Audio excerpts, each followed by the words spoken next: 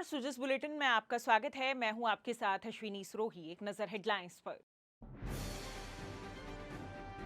खेलो India university games 2025 का शुभारंभ। प्रधानमंत्री के विजन से देश में खेलों के विकास का इकोसिस्टम हुआ तैयार। राजस्थान में खिलाड़ियों के लिए स्पोर्ट्स लाइफ इंश्योरेंस।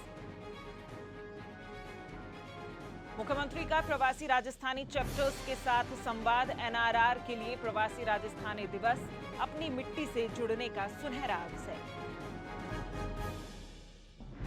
मुख्यमंत्री ने जयपुर मेट्रो के संबंध में ली बैठक। जयपुर मेट्रो के विस्तार से शहर का यातायात दबाव होगा कम। आमजन को उपलब्ध होगी सुगम परिवहन व्यवस्था। केंद्रीय युवा एवं खेल मंत्री डॉक्टर मनसुख मांडविया ने कहा कि नए भारत का निर्माण विकसित भारत के लक्ष्य के साथ हो रहा है।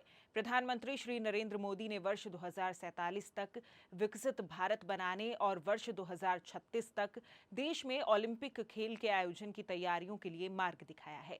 डॉक्टर मांडविया सोमवार को सवाई मानसिंह स्टेडियम में खेलो इंडिया यूनिवर्सिटी गेम्स के शुभारंभ समारोह को संबोधित कर रहे थे।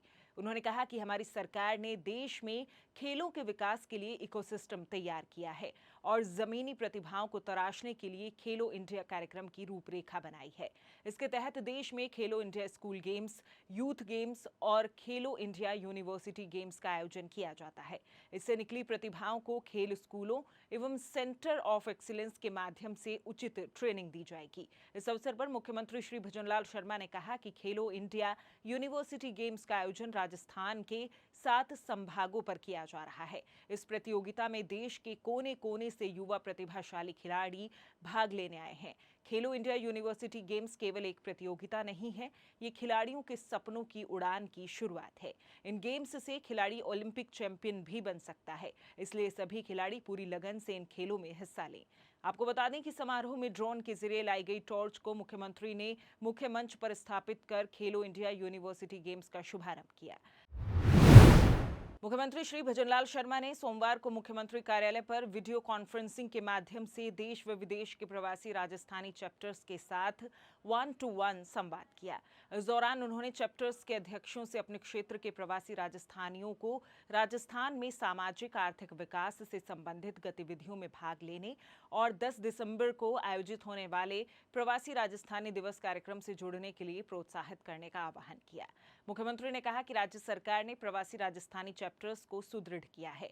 आज देश व विदेश में 26 चैप्टर्स के अध्यक्ष मनोनीत कर दिए गए हैं और ये सभी क्रियाशील हैं। इन चैप्टर्स की कार्यकारिणी का अनुमोदन भी किया जा चुका है। उन्होंने कहा कि प्रधानमंत्री श्री नरेंद्र मोदी के नेतृत्व में राज्य सरकार विकसित राजस्थान 2047 के लक्ष्य की प्राप्ति के लिए प्रतिबद्धता के साथ कार्य कर रही है।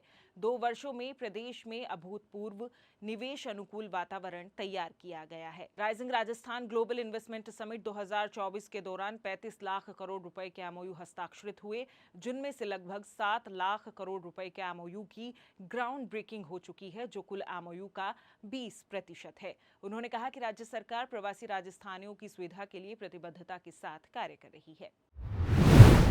मुख्यमंत्री श्री भजनलाल शर्मा ने कहा कि हमारी सरकार प्रदेश भर में सुगम एवं अत्याधुनिक परिवहन तंत्र विकसित करने के लिए काम कर रही है। इस कड़ी में जयपुर की बढ़ती आबादी के दबाव के मद्देनजर जयपुर मेट्रो विस्तार से शहरवासियों को बेहतर परिवहन सुविधा उपलब्ध होगी।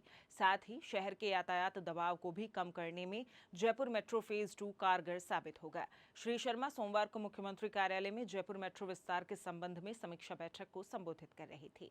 उन्होंने कहा कि जयपुर की परिवहन व्यवस्था को सुगम बनाने के लिए जयपुर मेट्रो का विस्तार अहम भूमिका निभाएगा।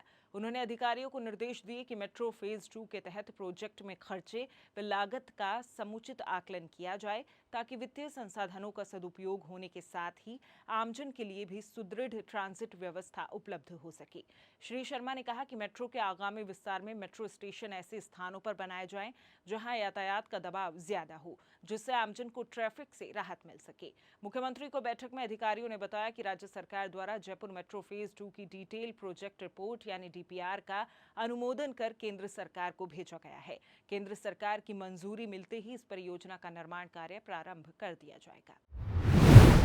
सुजिस बुलेटिन में फिलहाल के लिए इतना ही। फिर होगी आपसे मुलाकात, तब तक के लिए नमस्कार।